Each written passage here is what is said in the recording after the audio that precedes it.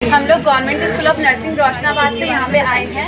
इसे हम STDs बोलते हैं, सेक्सुअली ट्रांसमिटेड डिजीज़। तो यौन संचारित रोग जो होता है ये एक ऐसा रोग होता है जो कि एक व्यक्ति से दूसरे व्यक्ति में फैलता है। अब ये किस चीज़ के थ्रू फैलता है? ये जब कोई व्यक्ति किसी दूसरे व्यक्ति के साथ असुरक्षित शारीरिक संबंध या असुरक्षित यौन संबंध बनाता है किसी दूसरे व्यक्ति के साथ, उसके द्वारा ये रोग जो होता है फैलता है। अब इसके कारण में कि HIV आप लोगों ने सुना होगा, ह्यूमन इम्यूनो डेफिशिएंसी वायरस, उसको आपने सुना होगा। HIV के द्वारा भी फैलता है, ह्यूमन पैपिलोमा वायरस जो होता है उसके द्वारा भी फैलता है, हर्पीस सिम्प्लेक्स के द्वारा भी फैलता है, वायरल हेपेटाइटिस के द्वारा भी फैलता है। तो ये सब थे इसके कारण। अब इसके टाइप्स जो कि प्रकार है वो आपको बताएगी स्मिता। यौन संचारित रोग के प्रकार होते हैं गोनोरिया, क्लेमाइडिया, हर्पीस, एड्स और सिफिलिस। अब इनके बारे में आगे आपको बताएगी शोभा। मेरा टॉपिक जो है वो एड्स है, ठीक है। एड्स क्या होता है? एड्स का फुल फॉर्म अगर हम बोले, पूरा नाम अगर हम बोले तो एक्वायर्ड इम्यूनो डिफिशियंसी सिंड्रोम होता है, ठीक है। अब एड्स जो है वो हमारा मतलब एक बहुत घातक रोग है, ठीक है। ये जो है हमारे ये भी असुरक्षित यौन संबंध के कारण ही फैलता है और इसके और भी कारण हो सकते हैं फैलने के, लेकिन एड्स जो होता है वो बहुत घातक रोग होता है।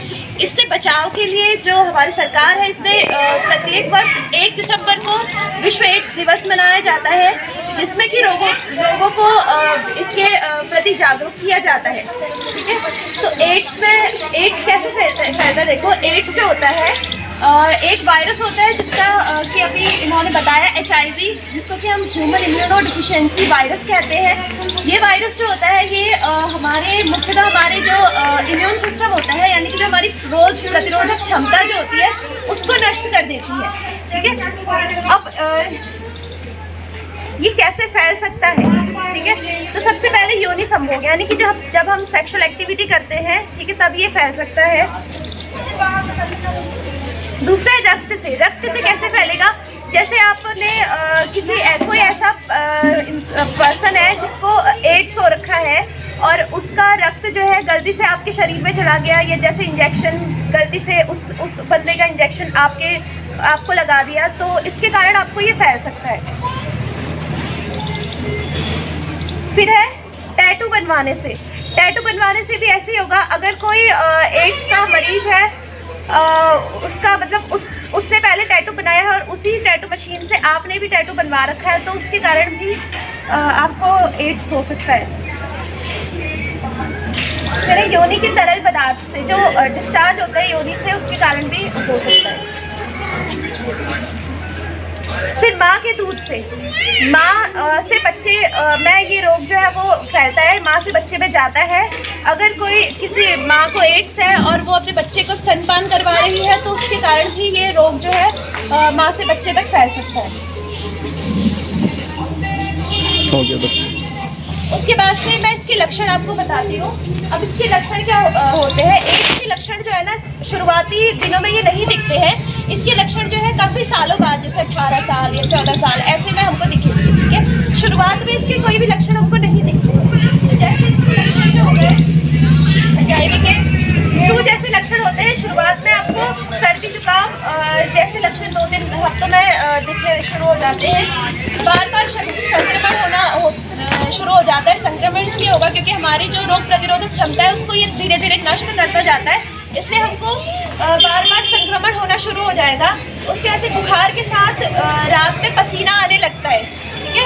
उसके बाद लिम्फ नोड्स में सूजन आने लगती है, स्किन रैशेस हो जाते हैं, धब्बे पड़ने लगते हैं स्किन में, पूरे जो बॉडी है उस पर धब्बे पड़ने लगते हैं। पेट में हमेशा कोई समस्या होना, पेट में आपको हमेशा कोई जैसे कब्ज हो जाएगा, पेट में दर्द होने लगेगा, है ना, ये सब चीज़ें होने लगती है।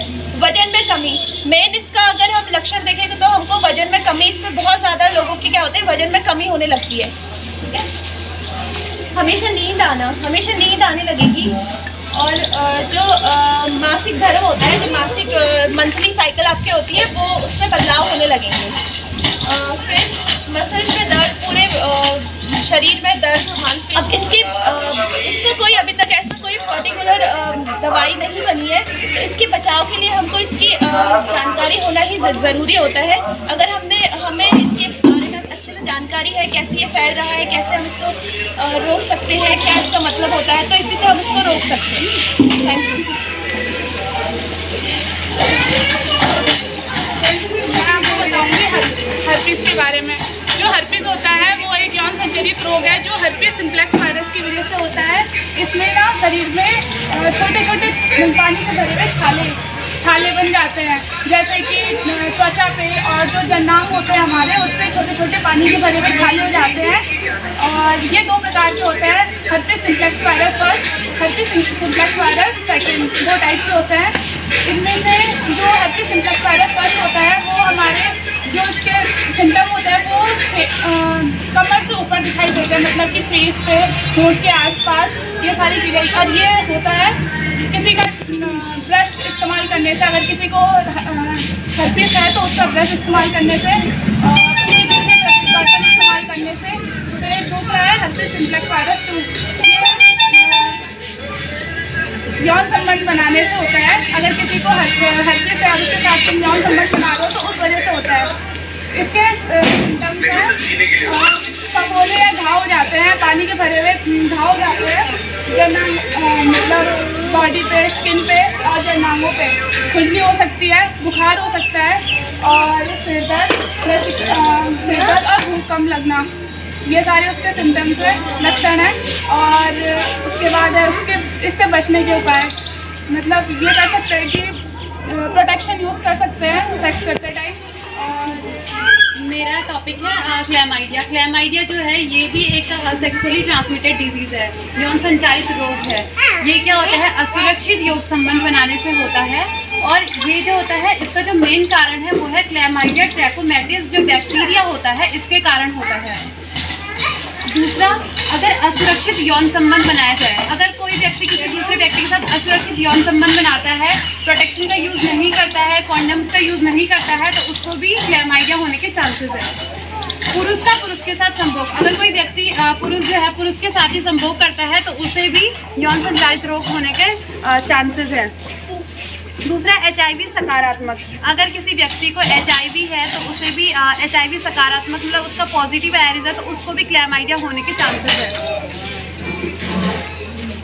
इसके जो लक्षण होते हैं वो है पेशाब करते समय दर्द होगा, और लिंग में सफ़ेद पानी जैसा स्राव निकलेगा, मूत्र मार्ग में जलन होगी या खुजली भी हो सकती है, अंडकोश में दर्द होगा, असामान्य योनि स्राव होगा, पेट या श्रोणी में दर्द, श्रोणी मतलब पेल्विक एरिया जो निचला हिस्सा होता है उसमें दर्द होगा, यौन संबंध के दौरान खून आना, मासिक धर्म के बीच खून आना, मासिक धर्म के दौरान आवश्यकता से अधिक खून आता है।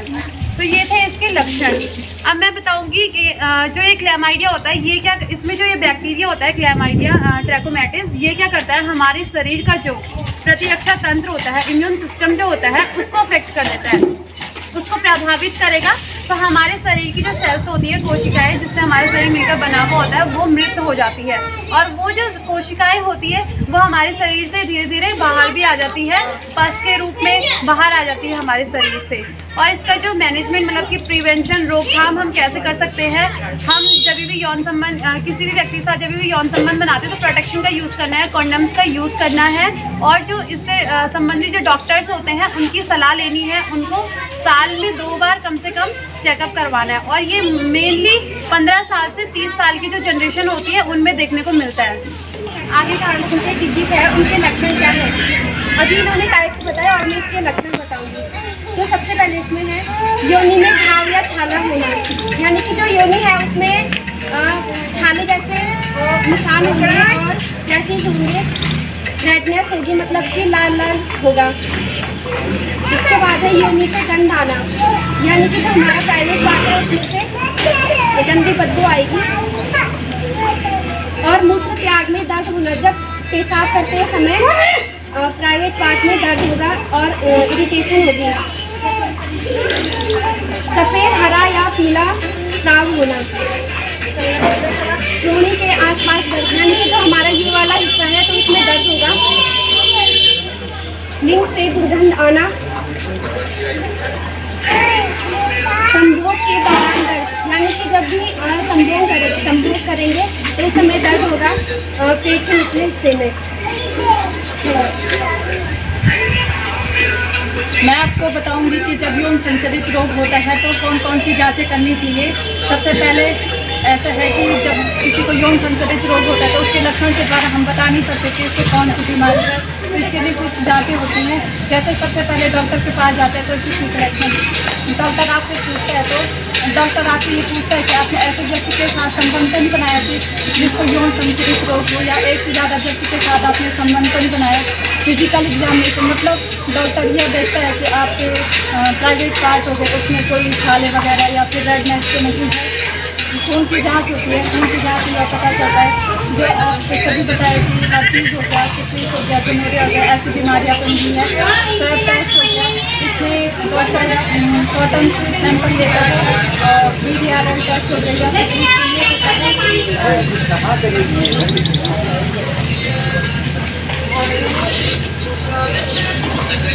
मैं आपको उसका मैनेजमेंट बताऊंगी। जो ये सभी बीमारियाँ हैं उसके बाद जो डॉक्टर्स इलाज करते हैं उसके बाद जो दवाइयाँ देंगे, इसमें हम एंटीबायोटिक दवाई देंगे, एंटीवायरल दवाई देंगे, जिसमें हम एमोक्सिसिलिन देते हैं और ऑसिफ्लॉक्सिन देते हैं।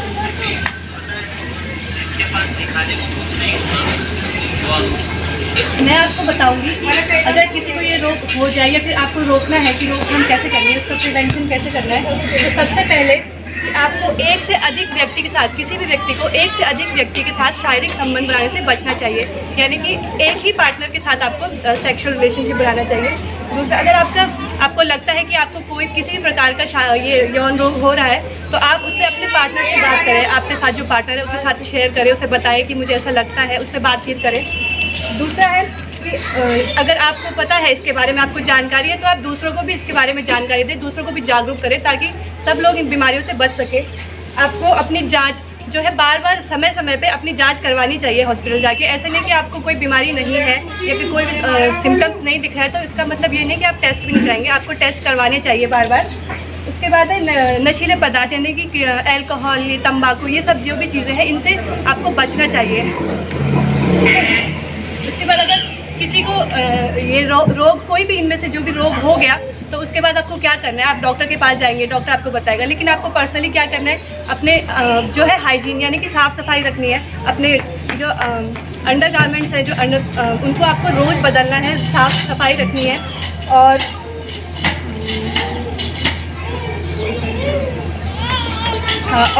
जब भी कोई भी सेक्सुअल एक्टिविटी होती है तो उस समय आपको प्रोटेक्शन का इस्तेमाल करना है और ऐसे किसी भी व्यक्ति के साथ संबंध बनाने से बचना है जिसे कोई भी सेक्सुअल रोग हो, कोई भी